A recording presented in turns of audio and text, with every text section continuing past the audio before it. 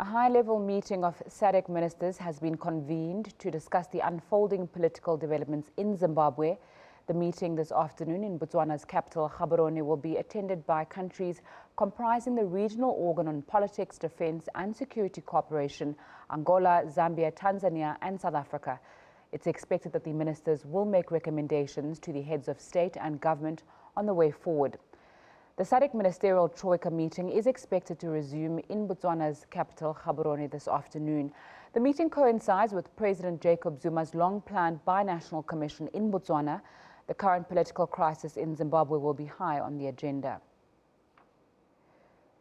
Zimbabwean nationals arriving at the Beitbridge border post from Harare in Zimbabwe say there are military roadblocks along the way and people are thoroughly searched. For more on the situation at Beitbridge, we cross to our reporter, Mike Maringa. Good afternoon, Mike. Take us through what's taking place at the border now. Good afternoon and good afternoon to our viewers at home.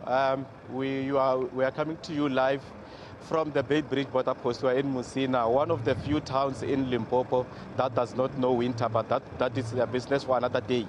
What we are basically looking at today is the influx or the control of people from this border where we are standing now. It's not as business as usual, because we have seen that in the past when we visited this border post, there were a lot of people who were coming from the Zimbabwean side. There were also a lot of people who were coming to buy in South Africa and back to Zimbabwe. But where we are now, we've got a lot of people who are from the other side of the border, who do not know what is happening in the other side of the country. As soon as they realize that we are from the SABC, they have been asking us to get information as to what exactly is happening at the other side. Is it safe to go home? But those who are coming from Zimbabwe, at the other hand, are saying that there are thorough checks, stops and go on the way from Harare up until the Beitbridge border post where we are.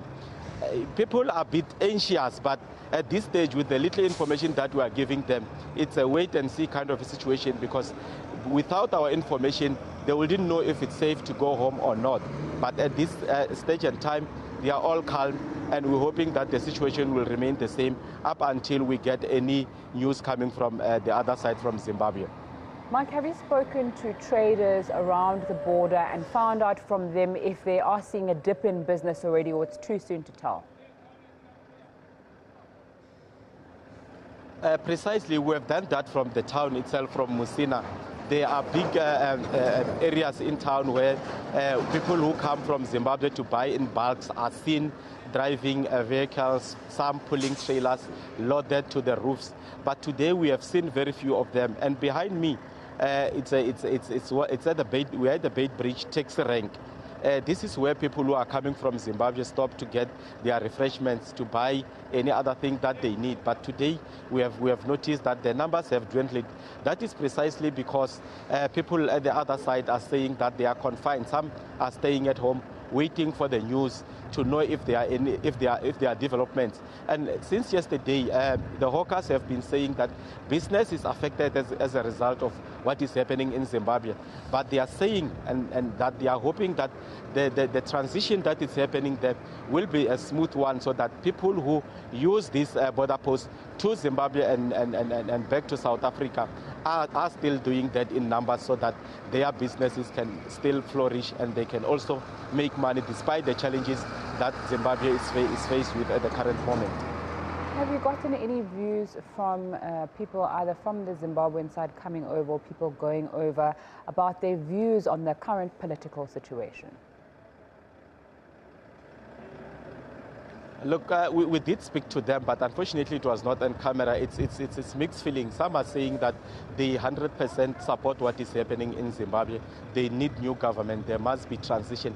But others are saying that they still support their president, and they so wish that soldiers cannot interfere with what is happening politically. They must allow the parties that are currently running or involved in politics to go ahead, or to decide to go to the polls as early as possible, so that the future of Zimbabweans can be decided on the polls, not by soldiers or the smooth coup that we have seen unfolding in the past few days.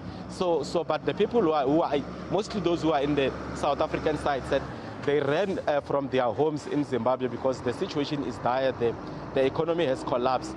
They don't have anywhere to work. They don't have food to eat.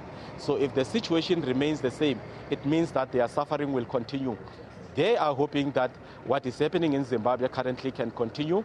They can get new government so that the economy of Zimbabwe can start all over again, and then they will have a chance to go back home, start afresh, and get jobs, and have all the institutions that were collapsed due to what was happening resuscitated, and Zimbabwe flourish again like we have seen in the early 80s.